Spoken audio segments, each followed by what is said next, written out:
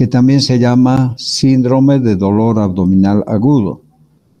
Y deben haber algunas definiciones entre los diferentes profesionales sobre lo que es el síndrome de dolor abdominal agudo o abdomen agudo.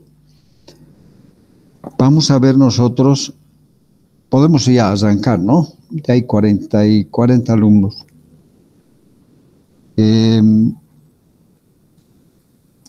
Vemos esta ranita acá. Es una expresión, da la impresión, ¿no? Esta es una ranita que se la ha pillado en esa posición, pero es más o menos la expresión del dolor, ¿no? Del dolor a nivel abdominal, ¿no? Entonces, le he puesto yo como una lámina para la primera diapositiva, y el niño expresa su dolor abdominal con esa, al solo mirarlo uno nota que está desesperado, ansioso, porque tiene dolor en la barriguita. Todos hemos tenido dolor abdominal alguna vez o muchas veces, entonces la mamá corre a darle cariño, el amor es importante, y no sabe qué hacer con el bebé por el dolor que siente. A veces les dan remedios caseros, matecitos, alguna pastillita, un antiespasmódico, pero al final terminan llegando al hospital. Si es un abdomen agudo, ¿no? Muchas veces son gasecitos, a veces cólicos, a veces algo que han comido les ha sentado mal, aumenta el peristaltismo y bueno, el dolor es pasajero. Nosotros también hemos tenido alguna vez un dolor abdominal, pero hay que observar, ¿no? Hay que observar la evolución del dolor. Aquí tenemos esa imagen. Luego vamos a ver que como definición o introducción, diríamos que el síndrome de dolor abdominal agudo es la principal causa de valoración quirúrgica en los servicios de urgencia.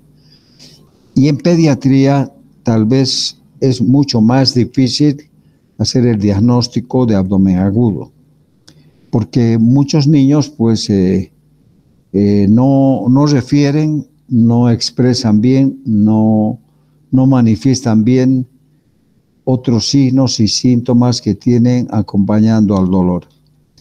Entonces, el concepto más sencillo de dolor abdominal agudo es un cuadro clínico con un dolor localizado o difuso en cualquier parte del abdomen que dura más de 12 horas, ¿no? Esa sería una definición muy general, ¿no? Un cuadro clínico que constituye un dolor localizado o difuso en cualquier parte del abdomen que dura más de 12 horas. Puede producir excitación peritoneal y puede estar acompañado, y esto es importante que ustedes tomen en cuenta cuando estén ejerciendo ya como médicos, que el dolor, hay diferentes tipos de dolor, ¿no? Y hay signos y síntomas que pueden estar acompañando al dolor. Es importante también la localización del dolor. Entonces puede ver un niño con un dolor abdominal, con fiebre, con náuseas, con vómitos, con distensión abdominal, con disuria, diarrea, constipación, deposiciones con sangre o alguna otra cosa más que se pueda agregar en el cuadro de dolor abdominal agudo. Entonces es importante el dolor, el tipo de dolor, la localización del dolor y los signos y síntomas que acompañan a este dolor. En el niño muchas veces hay necesidad de ser pacientes, tomar una silla o una gradilla ahí en la emergencia, sentarse al lado del niño. Cuando el niño está ansioso y llorando, pues uno le toca la frente, le duele, le toca el abdomen a un lado, al otro, en cualquier parte, grita de dolor, ¿no? Pero si nosotros nos ganamos un poco la confianza del niño y podemos palpar ese abdomen, va a haber siempre un lugar donde despierte más reacción, se manifieste con mayor claridad el punto doloroso. Pero de todas maneras sigue siendo muy difícil el examen físico del niño. La anamnesis es la mamá, el protagonista o la protagonista importante, ¿no? Las mamás interpretan el dolor del niño, saben a qué hora ha empezado, cuánto ha durado, si ha tenido fiebre, si está con náuseas, si ha tenido vómitos, etcétera, etcétera. Es un gran apoyo la mamá o los familiares que están acompañando al niño. Bueno, vamos a ver que esta enfermedad o este dolor o el síndrome del dolor abdominal agudo, el cuadro que con mayor frecuencia se presenta como dolor abdominal o como es la apendicitis. Por eso es que muchos médicos lo primero que piensan es apendicitis y se van a fijar cuando hagan su internado que el médico que llega lo llama el interno o el alumno, dice: doctor, hay un paciente que tiene dolor abdominal, va y lo primero que palpa es el abdomen y lo primero que palpa es la fosa ilíaca derecha. Entonces muchas veces siente que hay una reacción, especialmente un niño mayor o un adulto, siente que hay una reacción inmediata a la presión y pide exámenes de laboratorio y ya le está ordenando al interno, al alumno que lo interne y que llame al anestesiólogo. Eso creo que está mal, ¿no? La práctica hace que la experiencia, uno pueda tener mucho más,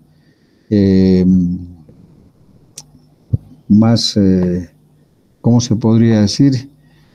Tenga más criterios para poder establecer un diagnóstico. Sin embargo, a todo paciente que llega, pues hay que estudiarlo desde la punta de los cabellos hasta la punta de los pies.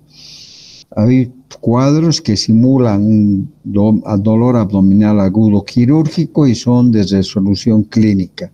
Hay que hacer un diagnóstico diferencial y hacer un buen examen clínico, como vamos a ver.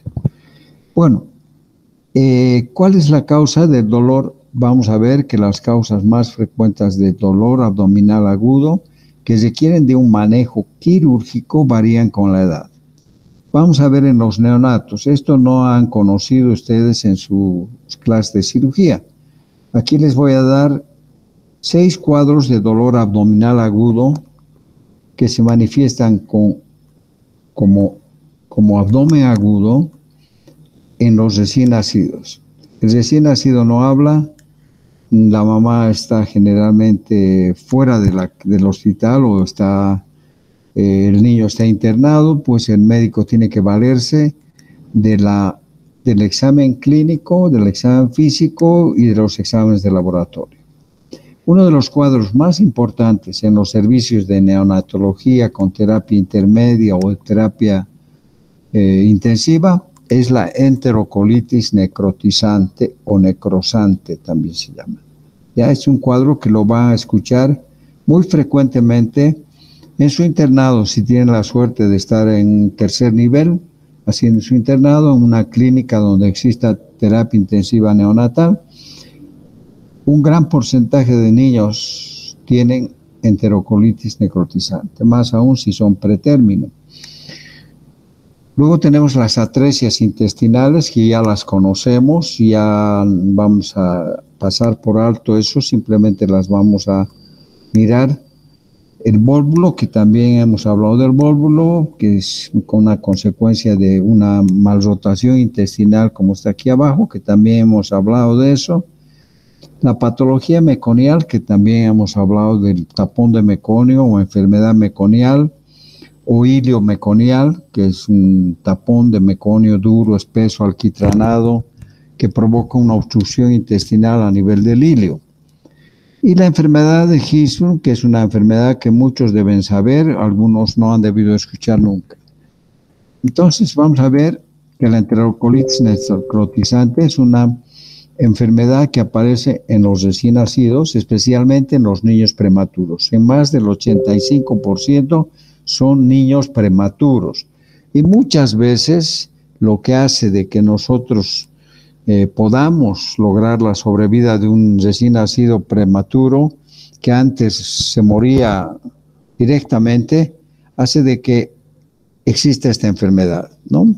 Es decir, un recién nacido de bajo peso prematuro necesita del soporte de un servicio de terapia intensiva o intermedia. Ese soporte significa oxígeno, alimentación parenteral o ya sea por sonda nasogástrica, utilización de soluciones que pueden ser hiperosmolares, requiere de incubadora, de sondas, de vías periféricas, vías centrales, etcétera, etcétera. Entonces, todos esos elementos en un recién nacido que tiene una inmadurez que en este caso se manifiesta por una inmadurez de la mucosa intestinal y la disminución o el déficit o disminución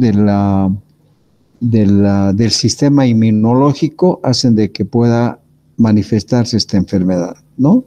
Es una inflamación que puede llegar a la destrucción y a la necrosis de segmentos variables del intestino, ¿no? Vamos a ver con un poquito más tenemos que la infección que puede localizarse en este intestino que está friable, está inflamado por su inmadurez y por la utilización de fórmulas lácteas. Muchas veces le colocamos una sonda nasogástrica a un niño y a través de esta sonda le administramos fórmulas a veces hiperosmolares, ¿no? A veces tenemos una alimentación parenteral y otros procedimientos que pueden hacer de que esa mucosa intestinal inmadura se inflame y esa inflamación la hace más permeable y la flora microbiana que existe a ese nivel puede abordar, puede entrar por el aumento de la permeabilidad de la mucosa intestinal, penetra la pared intestinal y se produce ahí una multiplicación bacteriana, lo que ocasiona en su multiplicación, bueno, se produce el metabolismo bacteriano con producción de gas, ¿no? Los microbios cuando se multiplican o invaden un lugar, pues se producen gas. Por eso es que si ustedes van a un supermercado, compran una conserva o algo enlatado o envasado, si ustedes abren y sale gas, no coman esa conserva porque está contaminada, ¿no? De alguna manera hay bacterias adentro. Entonces, este gas hace de que exista un elemento clásico patognomónico en esta enfermedad que es la enterocolitis necrotizante. O sea, la presencia de gas va a producir una imagen radiológica que vamos a ver. Entonces aquí tenemos factores que provocan infección, existe éstasis en el intestino que está inflamado, la invasión bacteriana, las exotoxinas, mediadores inflamatorios y luego van existiendo algunos procesos que van a dar lugar a la enterocolitis necrotizante, ¿no? Generalmente en el 85% son niños pretérmino, ¿no? Bueno, ¿cómo se hace el diagnóstico? Ustedes, si van a rotar en un hospital que tenga estos pacientes, van a ver de que el diagnóstico es generalmente clínico. Una distensión abdominal, el niño, el abdomen se pone rojo como un absceso, esa es la característica también, y le sacamos una radiografía y vamos a ver que hay una dilatación de las asas intestinales, hay edema de la pared intestinal y el signo más característico por la entrada de aire o el gas que producen las bacterias, van a producir una neumatosis intestinal, ¿no? Es la presencia de aire dentro de la pared intestinal. Se ve una doble pared del intestino, ¿ya? Bueno, y rápidamente, porque seguramente ustedes van a ver esto, hay 3 etapas. Estas 2 etapas primeras son de manejo clínico, ¿no? Es decir, existen algunas alteraciones hidroelectrolíticas y metabólicas que van a dar lugar a una serie de eventos que nos van a hacer sospechar la etapa en la que se encuentra este niño que está siendo manejado clínicamente.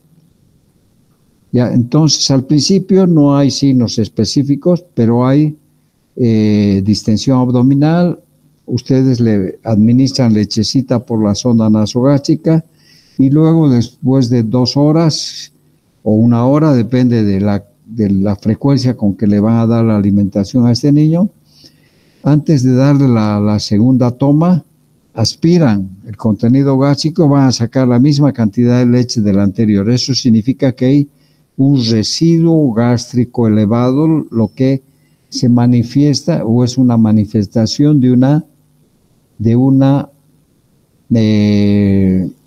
disminución o ausencia del peristaltismo intestinal. O hay un híleo paralítico, ¿no? Es decir, no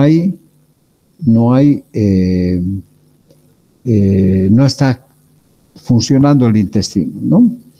Entonces puede haber hipotermia o hipertermia, empieza a haber dificultad respiratoria, y cuando esta etapa de sospecha va a presentar signos de sangre en el intestino, ya estamos casi confirmando el diagnóstico.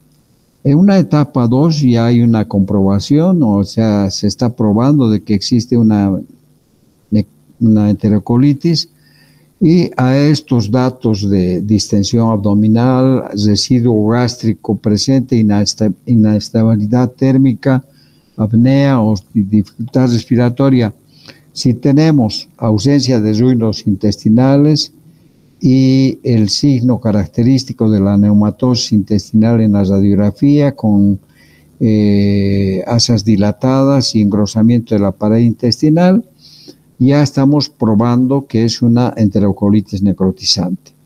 Y si hay el aspecto de levemente enfermo, estamos en la etapa 2, probada, pero todavía manejable clínicamente, ¿no? O sea, con medicamentos y con el manejo importante de los desequilibrios hidroelectrolíticos y metabólicos que pueda presentar el bebé. ¿Ya? Entonces, puede ser que a esto se agregue signos de acidosis metabólica y disminución de las plaquetas.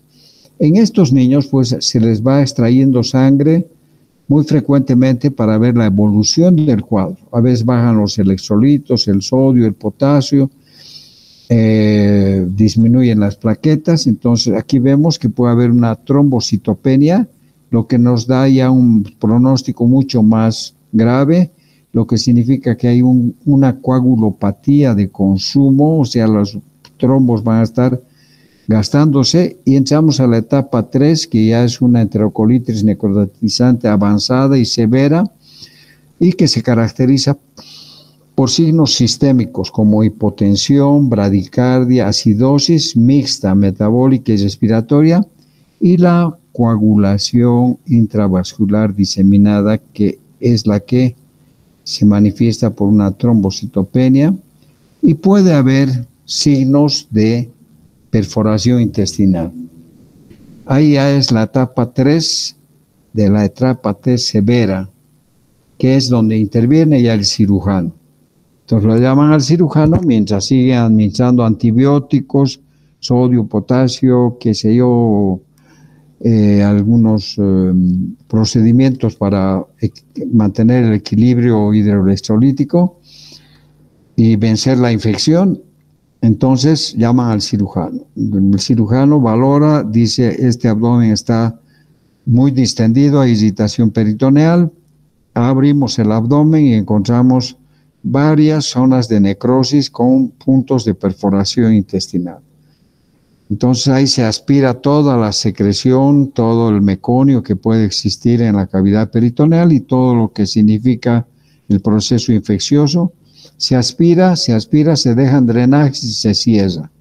Se sigue con el tratamiento médico, clínico, medicamentoso y de equilibrio hidroelectrolítico hasta que el niño va mejorando, y una vez que ya ha mejorado, ha salido del cuadro grave, se vuelve a abrir el abdomen y ya, como se ha dejado drenajes, todo lo que se producía ha ido saliendo y vamos a encontrar los puntos de perforación y las zonas de necrosis. Vamos a resecar, vamos a cerrar, vamos a hacer anastomosis o vamos a hacer una ostomía, y ese es el manejo de la enterocolitis necrotizante. Estas etapas que les he mencionado son las etapas de Bell.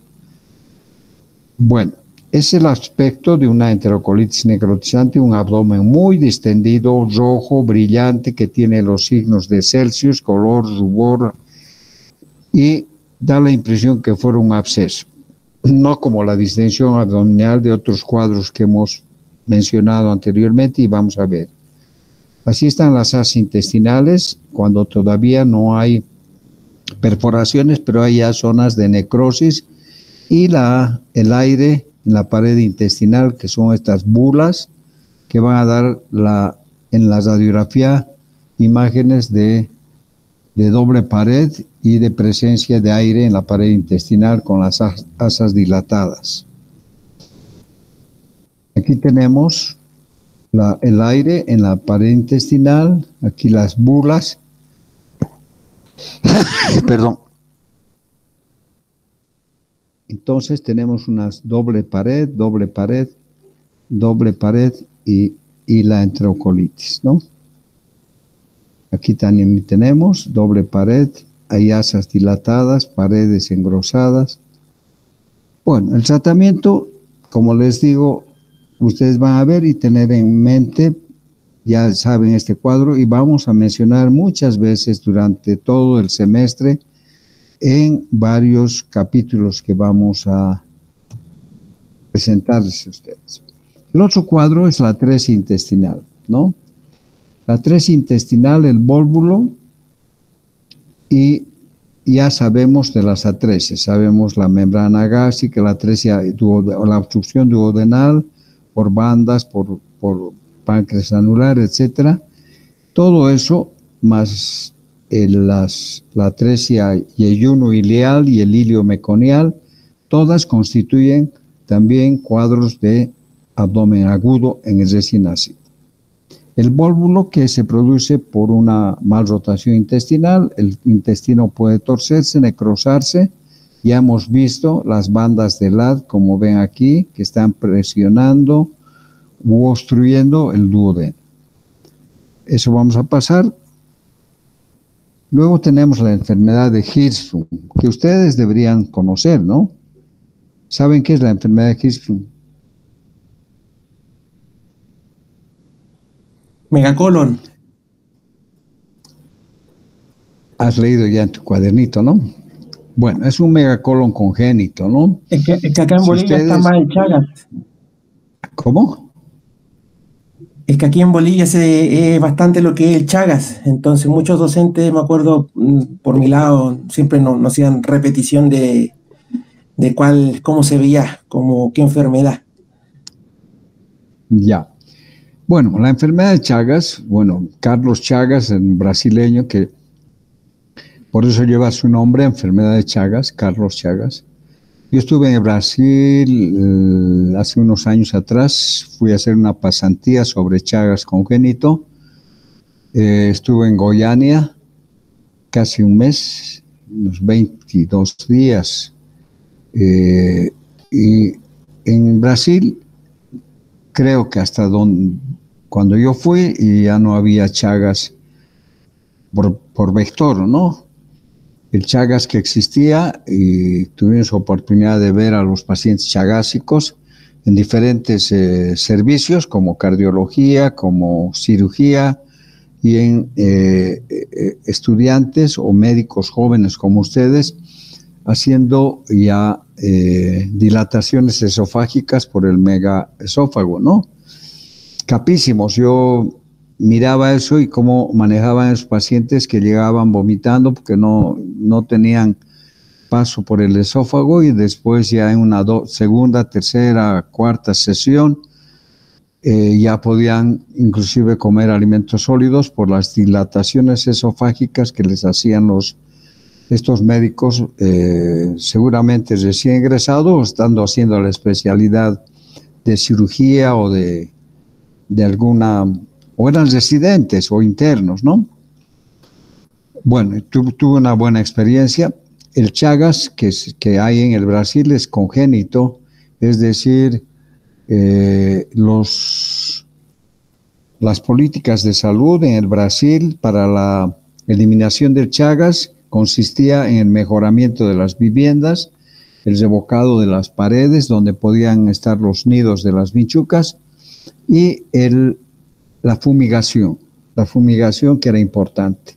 O sea que se eliminó el vector casi en todas partes, y el Chagas que existía, que podemos ver todavía, es el Chagas transmitido por la mamá al niño. Una mujer chagásica que ha sido, tal vez, ha obtenido o ha sido picada por la vinchuca y tiene Chagas, han fumigado, ya no hay vinchucas, pero ella le transmite al niño, y el niño cuando es adulto transmite, las niñas transmiten a sus hijos, ¿no? A través de la sangre.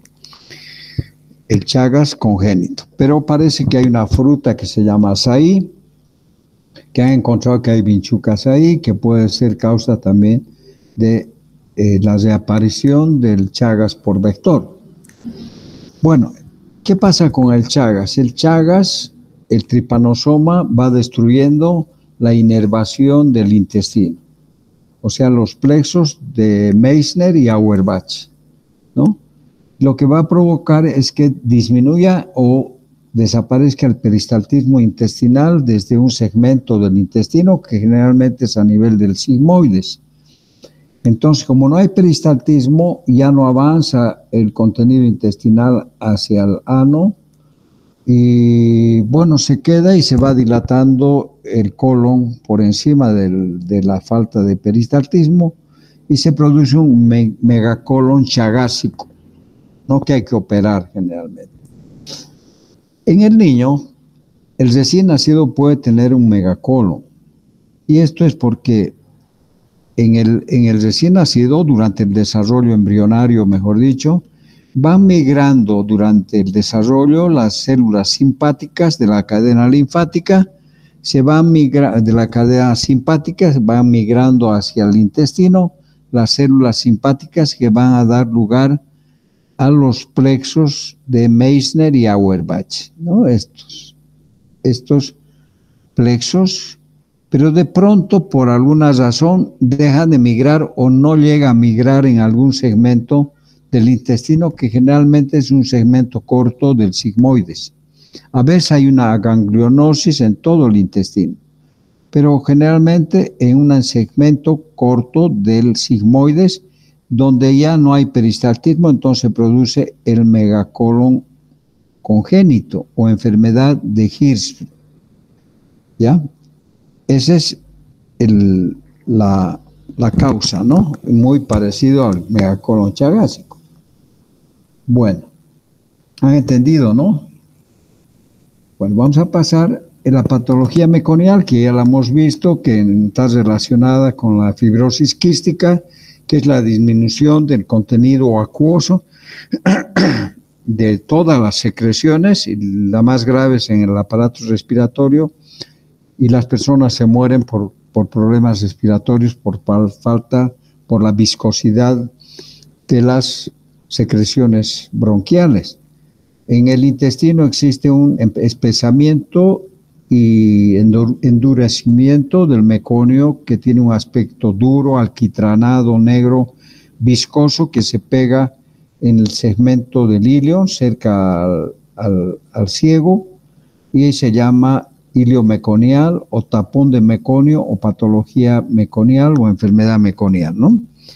Esa es una causa también de abdomen agudo en el recién nacido, ¿no? Nace el niño, se distiende, vomita, y podemos ver en la imagen una imagen de vidrio esmerilado y hacemos el diagnóstico de ilio meconial. Son preguntas de examen de grado estas. Bueno, entonces está relacionado con la fibrosis quística.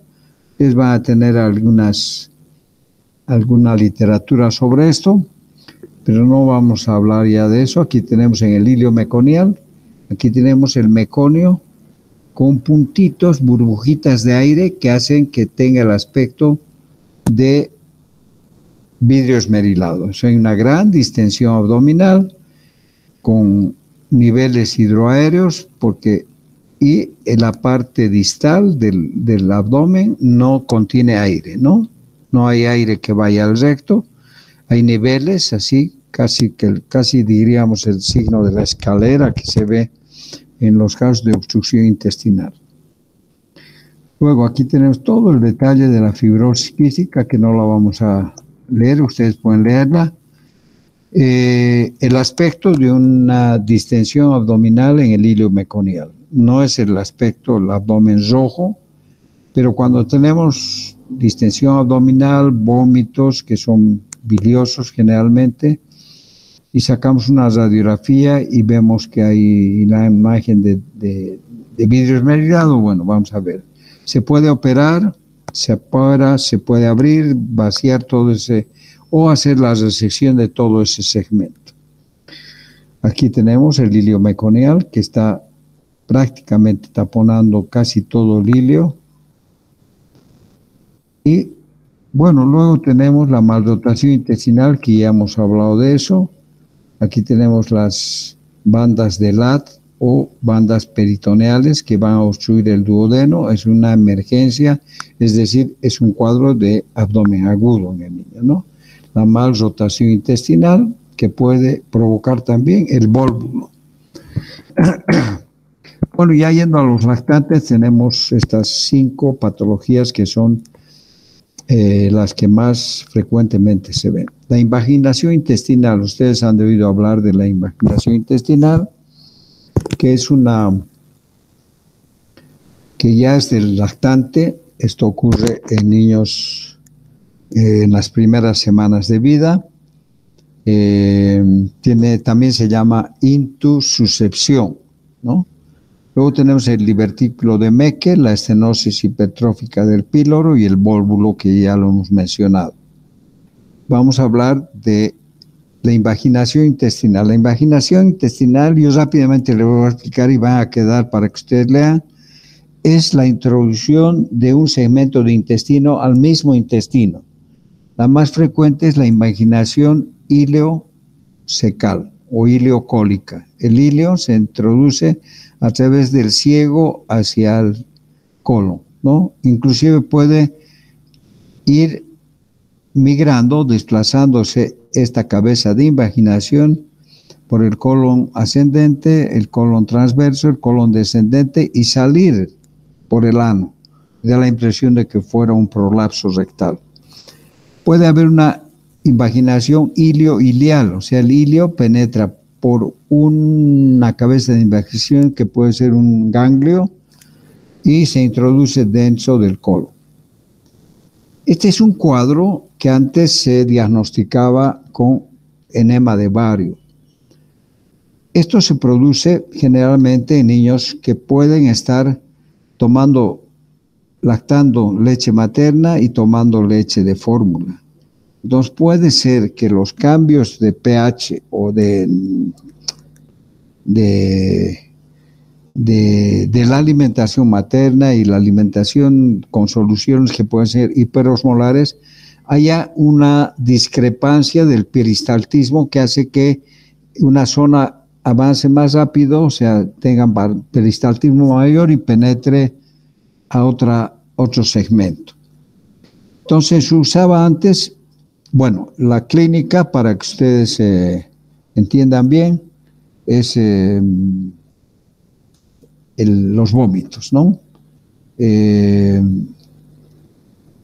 Tenemos el vómito, que inicialmente son vómitos aislados y luego son vómitos en proyectil. Poco a poco van aumentando los vómitos y el niño empieza a llorar. Es un llanto continuo. El llanto es lo más importante, ¿no? Es un llanto continuo, el niño no se lo calma con nada. Es siempre bueno revisar al bebé o explicarle a la mamá que hay que revisar su cuna, porque a veces la mamá está comiendo una galleta, mientras lo cambia al niño, queda un pedazo de galleta en la espaldita y le provoca llanto y llanto, llanto, se le da biberón, no quiere. Puede ser que un pelo esté envuelto en sus deditos y que también eso produzca llanto continuo, para luego centrarse en el abdomen, que puede encontrarse una zona de invaginación a la palpación en el abdomen, como una morcilla. Entonces, en estos casos de llanto continuo, vómitos y la presencia de esta masa que parece una morcilla, antes se agarraba al niño, se iba a sacarle una radiografía, el pediatra tenía que estar ahí, se ponía bario en un irrigador, una manguerita o una sonda, y se introducía al ano del niño. El irrigador tenía que estar a una altura no mayor de 1 metro. Por gravedad entraba el bario y mostraba dónde quedaba la cabeza de la invaginación, ¿no? Entonces allá hacíamos el diagnóstico de invaginación. Pero la fuerza del bario, la fuerza de entrada del bario, hacía de que esta invaginación vaya recorriendo y se desinvagine, o sea que era un método de diagnóstico y tratamiento. Pero muchas veces ocasionaba la perforación intestinal y muchas veces uno abría el abdomen y encontraba gran cantidad de bario en la cavidad peritoneal. Ahora se hace con suero fisiológico en vez de bario. Igual entra la presión y puede desinvaginar.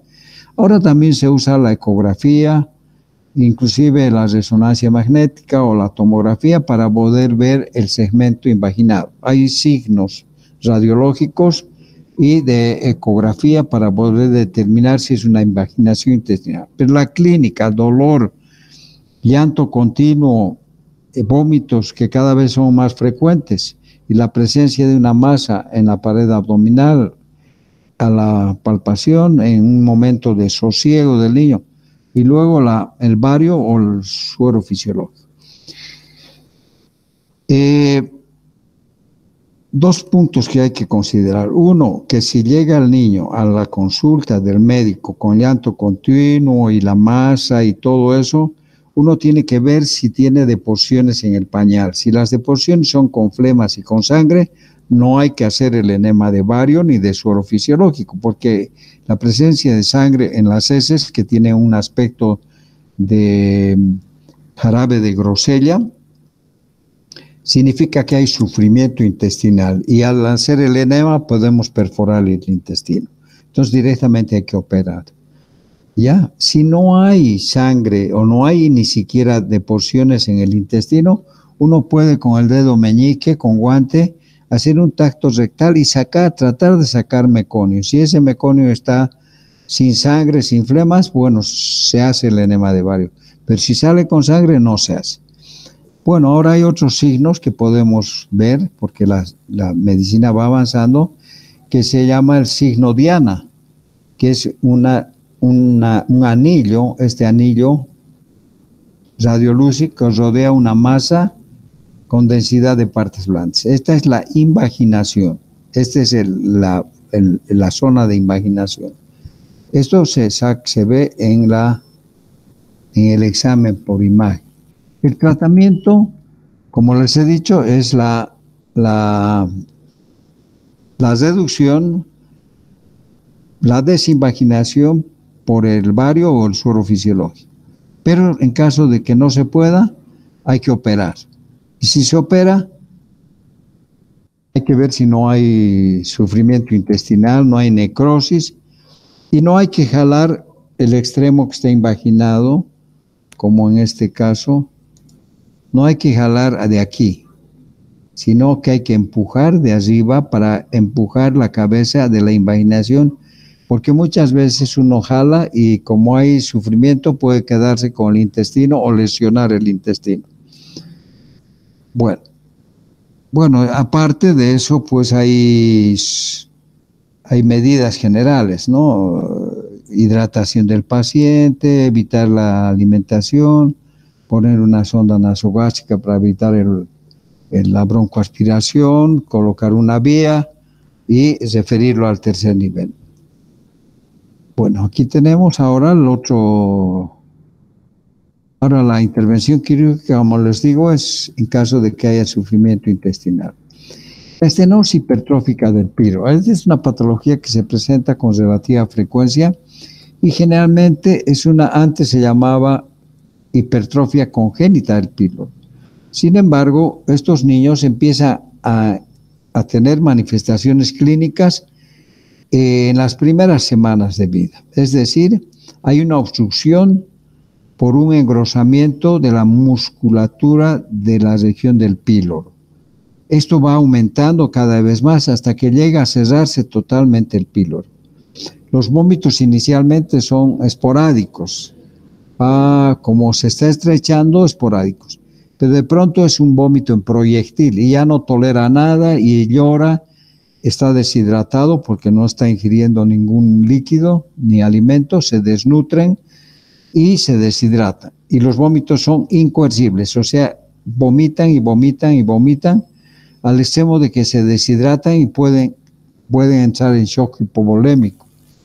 Ya entonces, esta estenosis hipertrófica, como ven aquí, es la musculatura de la zona del píloro que se va engrosando hasta que se cierra completamente. Y ahí se empiezan los vómitos en proyectil.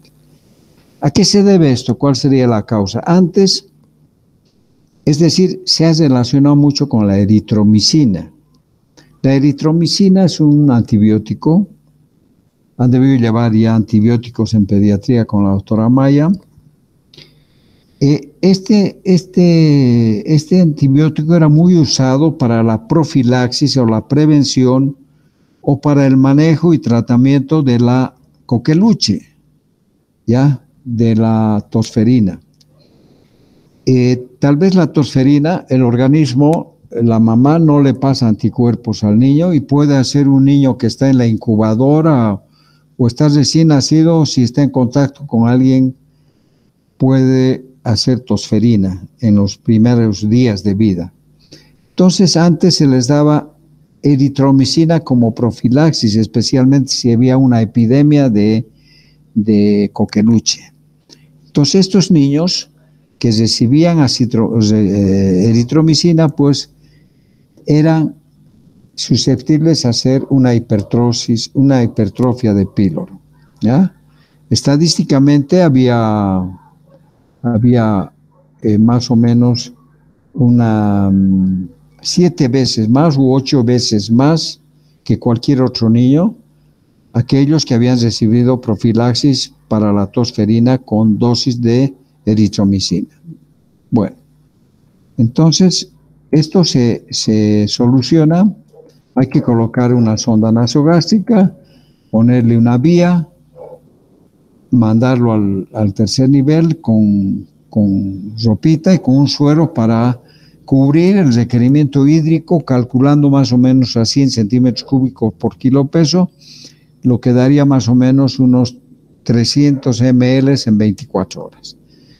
Se pasa al tercer nivel y ahí se opera, se abre, se llega al píloro, se hace una incisión en el píloro. Así, aquí tenemos el píloro fibrosado, hay una estenosis hipertrófica se hace un cortecito, como se ve aquí no se ve muy bien, se hace un corte que no pase al duodeno ni al estómago, y se hace un corte así longitudinal hasta que se hernia la mucosa del intestino. O sea, se hernia la mucosa y se recupera la luz del píloro. Eso se llama una pilorotomía y no se sutura nada. Se abre, se hernia la mucosa y se recupera la luz del intestino. Ya, entonces el diagnóstico definitivo basándose puede encontrarse en la parte del epigastrio junto al borde del hígado una pequeña oliva como una aceituna a la palpación minuciosa, ¿no? Y luego se hacen lógicamente estudios de ecografía y radiografía donde vamos a ver el signo de la diana también, el signo de Diana y también de el cervix. Aquí vemos ese signo que es la zona hipertrófica, aquí vemos la zona hipertrófica y el signo del cervix. Miren, es el signo del cervix, es la musculatura del píloro y tenemos una zona totalmente estrecha. Parece un cuello cervical, ¿no es cierto? Entonces, este es un diagnóstico radiológico de la estenosis hipertrófica del píloro, ¿no? Bueno, entonces con ultrasonido o ecografía se puede hacer el diagnóstico en casi todos los casos. Bueno, se hace una pilorotomía que se llama pilorotomía de Ramstedt, que se sigue usando desde el año 1912, ¿no? Es siendo el gold estándar en el tratamiento quirúrgico de la estenosis hipertrófica del píloro. Aquí vemos el píloro, se hace una incisión solamente en la muscular hasta que se vierta o se hernie la mucosa. Y se deja así, no se ponen puntos, nada. Luego tenemos el divertículo de Meckel. Nos faltan 20 minutos. Aquí vamos a acabar en un rato más, ¿ya? ¿Alguna pregunta, alguna duda, alguna observación, alguna cosa que no hayan entendido?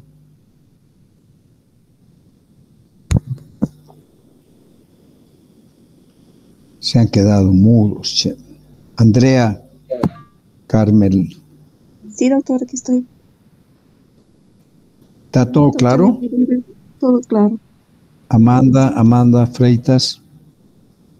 ¿Tudo bem? ¿Tudo bom? Amanda. ¿O te has ido? Está en la clase, doctor, pero habló que está con problemas de conexión. Pero ¿y por qué no me habla? Pues se ha dormido, pues. O está haciendo cafecito, o está chateando. Bueno, vamos a anotar Amanda Freitas. Ya. Fernanda. Olá, doutor, tudo claro? Todo está bien, clarísimo. Sí, No doutor, creo. solo hay que revisar, ¿no? Muchas cosas. No, es que son patologías así, 6 patologías en el recién nacido, 5 patologías en el lactante, y ahora vamos a ver en el niño mayor, ¿no? Amanda está ausente. Bueno, seguimos, ¿ya?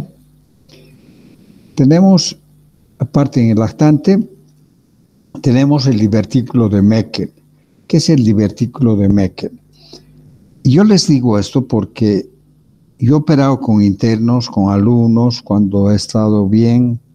Cuando opero un niño, pues lo llamo a uno de mis alumnos o a uno de los internos. He tenido muchos internos que me han ayudado mucho tiempo y se ganan sus lo que corresponde, sus honorarios y conocen estas patologías, ¿no?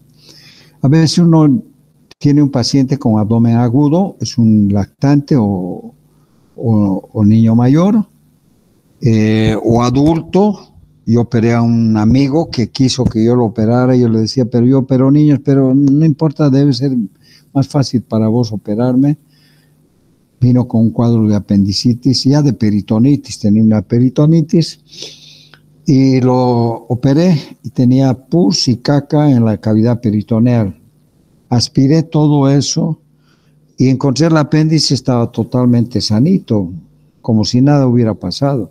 Entonces dije, ¿cómo hay tanto pus y tanta caca en esta cavidad peritoneal?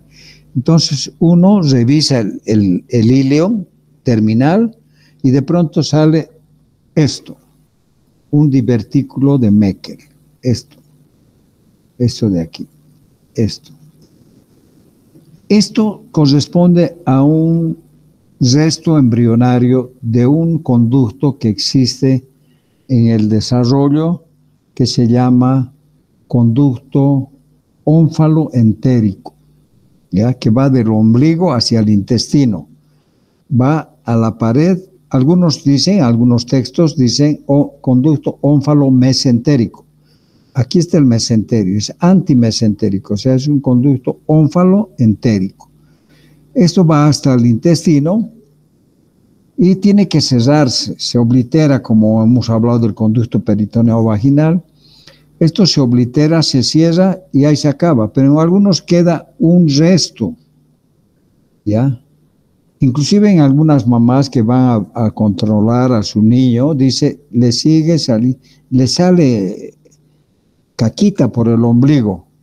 Muchas veces está entero el conducto y uno puede hacer la introducción de una sonda y ver que hay la persistencia del conducto ónfalo-entérico. Hay que operar eso, ¿no? Pero a veces queda un divertículo. Este divertículo se le puede inflamar, a eso se llama una diverticulitis, y puede perforarse, ya hacerse una úlcera. ¿Por qué?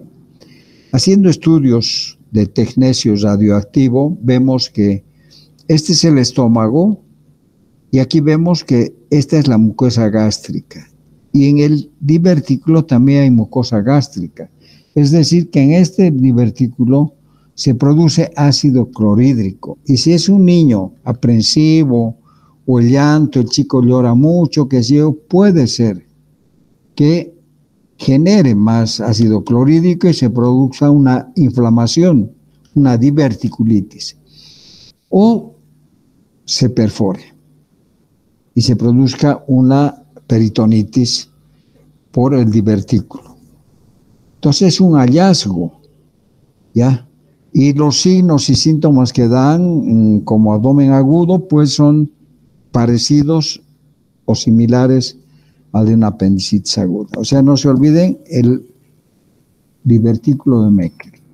Aquí tenemos zonas de necrosis, aquí está inflamado, perforado. Entonces, en este caso, por ejemplo, lo que se hace y lo que yo hice, es el mesenterio del que tanto les he hablado. Aquí están las arterias mesentéricas que van a irrigar al intestino. Este intestino puede estar interrumpido con una atresia, pero aquí está el divertículo. Entonces se hace una resección de este intestino y luego se hace una anastomosis y hay que cuidar de que no quede un espacio en el mesenterio y eliminar las arterias que irrigaban esta zona. Entonces hay que eliminar en cuña el divertículo y luego tenemos el vólvulo que ya sabemos cómo también es un cuadro de abdomen agudo en el lactante y ahora en los niños mayores con mucho la más frecuente es la apendicitis. En las mujercitas los quistes de ovario, ¿no? El divertículo de Meckel también puede haber y la gastritis o úlcera péptica, ¿no? Igual que en el adulto. O sea, todos los cuadros del adulto pueden presentarse en el niño, ¿ya? Son causas de abdomen agudo, ¿no? Apendicitis, que es la más frecuente, pero hay que saber diagnosticar apendicitis. Bueno, aquí tenemos la apendicitis aguda, que causa dolor abdominal y es la inflamación del apéndice. Y rápidamente, para no no lleguen tarde, son las 7:10:15. Es la inflamación del apéndice, apendicitis aguda. ¿Por qué se inflama el apéndice? ¿Cuál es la causa de la apendicitis aguda? ¿Ah? Se obstruye la luz del apéndice, ¿no? Y ahí va a haber una acumulación y proliferación de la secreción de esa zona. Hay un aumento de la presión intraluminal por la obstrucción. Hay distensión y ulceración de la mucosa de la pared del apéndice. Puede haber necrosis, invasión bacteriana, perforación, peritonitis, y en los niños o en los jóvenes puede haber un plastrón apendicular, o sea, el epiplón que va y cubre la zona de la perforación. Ya, entonces tenemos apendicitis catarral, congestiva, apendicitis flegmonosa, gangrenosa y apendicitis perforada que ya se convierte en una peritonitis. Ya. Vamos a ver la clínica rapidito. Yo les voy a decir de memoria para que no nos alarguemos. En el niño, en el adulto, ahí ustedes deben saber las triadas, ¿no? Las triadas de Murphy, de qué sé yo. En el niño, en el adulto, la zona, el dolor viene en el epigastrio, migra a la región umbilical y pasa a la fosa ilíaca derecha. Esa es una migración del dolor, ¿no? Que es clásico en el adulto. En el niño directamente hay dolor en la fosa ilíaca derecha. A veces no podemos precisar el punto doloroso porque al niño cuando se lo examine le duele todo. Tú le toques el ombligo, le toques el esternón, le toques la fosa ilíaca izquierda y le duele. Por eso es que hay que tener paciencia. Nunca en las primeras, generalmente tiene una evolución de 48 horas, ¿no? Si una apendicitis que ha comenzado en la mañana y hay resistencia abdominal o hay dolor abdominal y fiebre muy alta y en el hemograma hay una leucocitosis muy severa, no es apendicitis, posiblemente sea una infección urinaria. La fiebre y la leucocitosis en la apendicitis en el niño se presentan cuando ya se perfora el apéndice. Si no se ha perforado, hay una inflamación, la fiebre se mantiene en 38 máximo y los leucocitos no pasan de 10.000, 10.500. Se perfora el apéndice, los leucocitos pueden subir a 30.000 y la temperatura puede llegar a 40. Y hay signos de resistencia abdominal por irritación peritoneal, la palpación es claramente diagnóstica, hay el signo de Murphy, hay el signo de los tantos signos. Yo creo que muchos médicos ociosos se han ocupado de buscar signos, hasta en del talón, la tos y una serie de cosas que ustedes deben saber más que yo, pero están aquí y ustedes los van a ver. Entonces, para mí, lo primero que aparece en un niño con apendicitis es la falta de apetito. Es decir, el niño empieza a rechazar el alimento. Tú le ofreces una hamburguesa o una presa de pollo, broste, lo que sea, no quiere. Si el niño quiere comer y come, no es apendicitis. Si el niño tiene fiebre, o sea, tiene 4 días de evolución y el abdomen está blando, depresible, no hay resistencia abdominal, no es apendicitis, porque ya debería tener una peritonitis, ¿ya? Ya debería haber irritación peritoneal con signos de peritonitis. Ahora, el dolor puede estar localizado en diferentes lugares de acuerdo a la localización del apéndice. Puede ser retrocecal, puede ser que esté muy alargada hacia la pelvis, donde puede haber signos de testículo agudo o de alguna inflamación de los anexos de las mujercitas. Entonces, todo depende de la localización, pero una apendicitis que no exista resistencia abdominal después de los 2 días, 3 días, 4 días, 5 días, no es apendicitis, no es. porque ya deberías perforarse el apéndice, ¿no? Bueno, ¿qué más del apéndice? Algo más. La evolución es así. Y rápidamente vamos a ver algo más para que se vayan. Aquí tenemos toda la evolución. Y vamos a ver que en algunos casos el epiplón cubre y se hace una peritonitis localizada que se llama, que es el plastrón apendicular.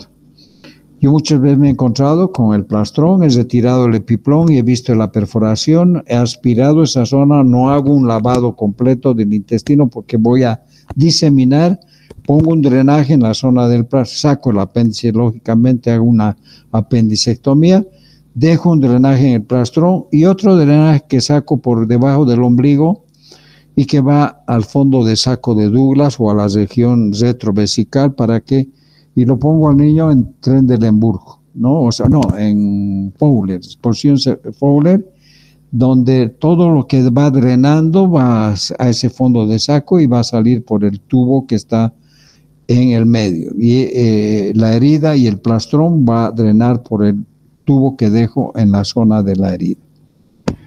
Bueno, aquí está todo lo que ustedes pueden ver, ya deben saber de memoria más que yo. Entonces, la leucocitosis con desviación a la izquierda, eso también es importante porque puede haber una desviación a la izquierda o a la derecha, o haya una leucopenia que nos está indicando que no es apendicitis, que es una fiebre tifoidea con inflamación de las placas de Peyer que se localizan en la fosa ilíaca derecha. Puede ser una infección urinaria, entonces con signos hay que pedir un EGO, o sea, un examen general de orina, pedir una ecografía. Ahora la ecografía nos muestra un engrosamiento de la pared, puede haber líquido intraperitoneal, puede haber la presencia del plastrón, o puede localizar un aumento del tamaño del ovario o ovarios poliquísticos, etc. Entonces tenemos muchos elementos para hacer el diagnóstico. Pero la clínica sigue siendo la más importante. Los datos de la anamnesis, la localización del dolor, los signos y síntomas que acompañan al dolor y el tiempo que ha transcurrido el cuadro, ¿no? Entonces aquí tenemos aquí es un apéndice que está ya flegmonoso, es un paciente que yo he operado, aquí estamos operando un apéndice, soy yo, no se me reconoce, ¿no? Y esta es entré sin ayudante porque no había ayudante en la clínica San Pedro, y esta es la instrumentista que me ayudó, una señora de mucha experiencia que ella solita podía haber operado a este paciente. Aquí tenemos un apéndice con su perforación y aquí tenemos la necrosis de toda esta zona, ¿no? En otro paciente llegué, tampoco había ayudante, entonces dije algún interno y vi una barriguita que sobresalía de un pilar y dije ese que está ahí atrás, y metí a la barriga y era un interno, era un Joao, que me dice, doctor, yo no quiero pensar porque no he hecho nunca ni una sutura y era un niño de 2 años, 3 años, raro un niño a esa edad que tenga una peritonitis. Entonces lo obligué a entrar y entramos y lo van a ver a Joao luciéndose con la...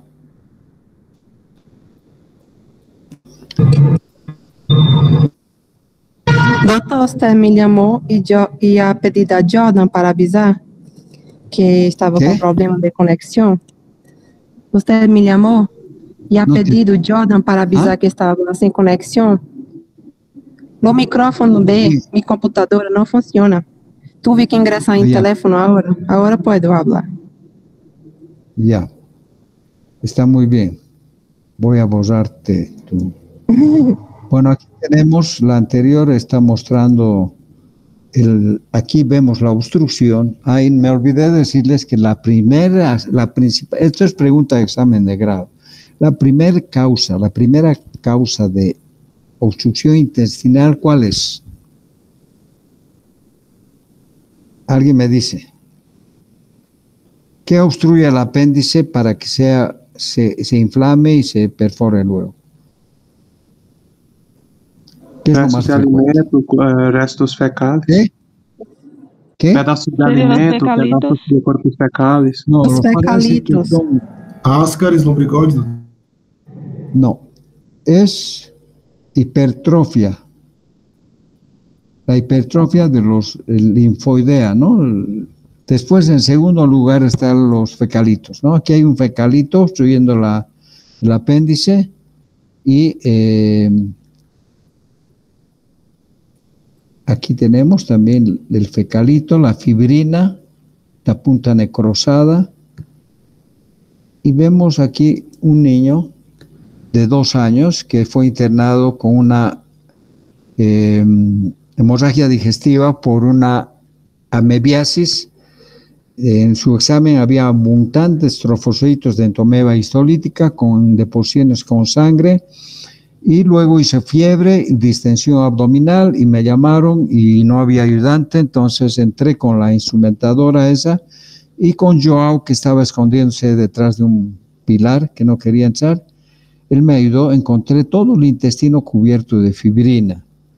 Ya una pena, este niño casi se muere, tuvimos que salvarlo, hizo un desequilibrio hidroelectrolítico, hizo un hilo paralítico. Aquí está toda la fibrina que cubre al intestino. Este es Joao, esta es la enfermera, aquí estamos con el niño, este es el anestesiólogo que está chateando o está jugando con su celular. Ahora, si nosotros encontramos de que el apéndice está sano, que hemos abierto un abdomen donde no había apendicitis y era una infección urinaria, este anestesiólogo que han visto ahí se da vueltas, mira, dice, vendo apéndices perforados, flegmonosos, necrosados en 100 bolivianos, en 200 bolivianos, haciéndose la burla, ¿no?, del cirujano que no encontró nada. Bueno, aquí tenemos otro apéndice, y esto es lo más, aquí tenemos un coprolito, un fecalito, ¿no? Aquí está la perforación, hay varias perforaciones, aquí está el apéndice largo, la fibrina y el coprolito, ¿no? Aquí tenemos el primer apéndice que les mostré, y depende de la localización del apéndice para dar los signos, ¿no? Hay casos de situs inversos, ¿no?, donde el apéndice está al lado izquierdo. Esto tienen que acordarse siempre, esto pregunta en el examen, la división topográfica de la pared abdominal, ¿no?, del abdomen. Cuadrante superior derecho, izquierdo, cuadrante inferior, y aparte de eso el hipocondrio, el flanco, la fosa ilíaca, el epigastrio, el mesogastrio, la región umbilical y el hipogastrio. Aquí el hipocondrio izquierdo, y depende, uno tiene que saber dónde está el dolor, localizar el dolor y ver el tipo de dolor y los signos y síntomas que acompañan a este dolor. Los quistes de ovario, que son causa de dolor abdominal agudo, a veces hay un ovario, un folículo roto que está sangrando, la sangre que se acumula detrás de la vejiga produce un dolor intenso que puede ser causa de dolor abdominal, y uno cree que es una apendicitis y es un folículo roto, ¿no? También se puede encontrar un divertículo de Meckel, que es el que no se puede distinguir el divertículo de una apendicitis aguda. De pronto sacamos el divertículo, está perforado y hay una peritonitis grave. Y la colecistitis, que aquí en nuestro medio no es frecuente en niños. Yo he operado 2 niños, uno con una vesícula acodada y el otro que tenía cálculos en una niña ya de 14 años. En Chile, donde yo he hecho mi especialidad, desde los 4, 5, 6 años ya las chicas, algunas especialmente mujercitas, tienen cálculos en la vesícula, ¿no? Bueno, estos son los cuadros que quiero que ustedes también, porque lo primero que preguntan en el examen de grado es diagnóstico diferencial, tanto en la colecistitis, colelitiasis, coloidecolitiasis, colangitis, apendicitis, peritonitis, con qué cuadros van a hacer diagnóstico diferencial. Y estos son los cuadros. Todo lo que está en el abdomen, imagínense que está inflamado, y esos son los cuadros con los que ustedes tienen que hacer. Están a ver cuadros que hagan diagnóstico diferencial con la apendicitis, están pensando en una lumbalgia, en la inflamación del nervio ciático. Fíjense en lo que hay en el abdomen. Entonces son los cuadros. Gastroenteritis, que hace que uno crea que es una apendicitis. Adenitis mesentérica, que es la inflamación de los ganglios linfáticos que están cerca del ciego por una infección viral o por una fiebre tifoidea. La constipación da dolores en los niños que se quieren enloquecer, pero hay que tener mucho cuidado, ¿no? A veces uno pone un edema y hace una perforación. Hay que hacer evacuación y el niño se va caminando feliz comiendo su pollo. La infección de las vías urinarias para mí es una de las más importantes porque da signos de abdomen agudo. La pancreatitis en los adultos, peritonitis primaria, que es por estreptococo, que necesariamente hay que operar porque no se puede distinguir de una bacteriana, de una inflamación del apéndice. La enfermedad inflamatoria pélvica, o sea, ¿qué es? ¿Ya? La inflamación en las mujeres del ovario, una pelviperitonitis, una enfermedad pélvica que puede ser en mujeres pobres, con desaseo, con infecciones vaginales, etc. La fiebre tifoidea. ¿Cuántos cirujanos habrán operado fiebres tifoideas pensando que son apendicitis? La hepatitis. Ustedes lo primero que tienen que hacer es ver la coloración de los ojos. A veces hay dolor en el hipocondrio derecho, pero como es niño, uno palpa por la posibilidad y lloran los niños. Entonces hay que ver la hepatitis, hacer un examen, hacer transaminasas y aquí una prueba de Vidal y la neumonía de la base del pulmón derecho. Ustedes tienen que auscultar pulmones cuando tengan un paciente con dolor abdominal. A veces hay una neumonía de la base del pulmón derecho que da dolor abdominal y operan y no encuentran nada, ¿no? Estos son los cuadros de diagnóstico diferencial. Bueno, para terminar, aquí están lo mismo. Entonces, Doutor, ¿cómo se hace el diagnóstico? Sí. perdão, pode pedir Dime. permisso para sair da classe eu e Daniela, porque vivemos aqui em Tequipaias, muito lejos para chegar a la classe. Ya, vayan. Tchau, tchau. Ahorita voy a llamar lista. Ya, chao. Entonces, estos son los hallazgos que pueden haber de acuerdo a la localización del dolor. Fosa ilíaca derecha, apendicitis. Fosa ilíaca izquierda, infección de las vías urinarias o constipación. Si el dolor es en el hipocondrio derecho, puede ser una colecistitis, una hepatitis o la neumonía de la base del pulmón derecho. Si el dolor es en el hipocondrio izquierdo, nos obliga a pensar en una pancreatitis y también una constipación o infección de la vía urinaria. Bueno, entonces los exámenes de laboratorio, la radiografía, la ecografía y el tratamiento, cuando uno ya estableció el diagnóstico, una sonda nasogástrica para evitar la broncoaspiración, una vía para corregir la deshidratación y las pérdidas. Y luego, si ya sabemos que es una peritonitis, podemos empezar con antibióticos de amplio espectro. Si es una peritonitis, se puede usar ya inclusive algunos medicamentos para anaerobios y gram negativos y se puede ya empezar. Y luego se hace la exploración. Sí. Estamos cerca, doctor, es que tengo clase también en un rato. Sí. Son las 7:30 recién. Y eso es todo. ¿Ya? Aquí el sapito que está con dolor abdominal ya está bien. Bueno. Seguramente, aunque tengan dudas, no van a preguntar. En la siguiente clase, que es más corta, me hacen las preguntas, anotan y vamos a conversar, estudien y que les vaya bien. ¿Ya? Ya, Igualmente. buenas noches. Ok, doctor, buenas noches. Buenas noches. Buenas noches. Buenas noches.